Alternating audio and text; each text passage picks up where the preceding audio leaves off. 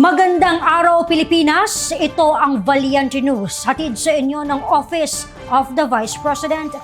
Ikinagalak ng maraming taga-Region 2 ang paglalagay ng OVP Satellite Office sa kanilang lugar. Mas naging madali kasi para sa kanila ang pag-avail sa serbisyo ng gobyerno. Ang kwento ng ilan sa mga natulungan ng OVP Cagayan Valley SO, ating alamin sa report ni Rose Bernales.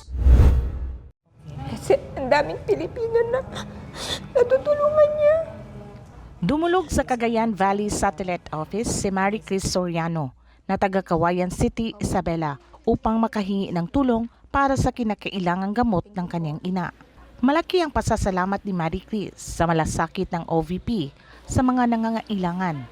Lubos niyang ikinatuwa ang paglalagay ng satellite office sa kanilang lugar dahil mas malapit na ito at di na nila kinakailangang lumuwas pa sa Maynila. Sa inyo po, Madam President, VP Press, maraming salamat kasi isa po ito sa malaking tulong po ninyo sa amin. Sa aming mga mahihirap, may trabaho man po kami o wala. Ayan, kasi napakalaking less po ito sa expenses namin, lalo na sa mga magulang namin na walang work.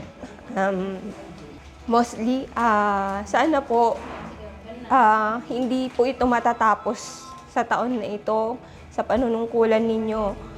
Sana po magtuloy-tuloy pa para po sa mga maraming Pilipino na nais ninyong matulungan. Ayan, maraming salamat po.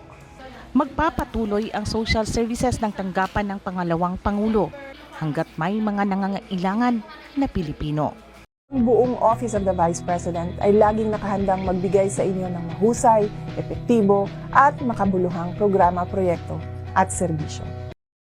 Ako, si Rose Bernales. Ang lahat ay para sa Diyos, bayan at pamilyang Pilipino. Valiente News. Bilang ng mga nakabenepisyo sa medical and burial assistance ng OVP Cagayan Valley SO, pumalo na sa mahigit 27,000. Bilang ng mga nakatanggap ng wheelchair, ilan na kaya? Ako si Claudette Loreto para sa makabuluhan, naninindigan at matapang ng mga ulat at impormasyon. Maraming salamat.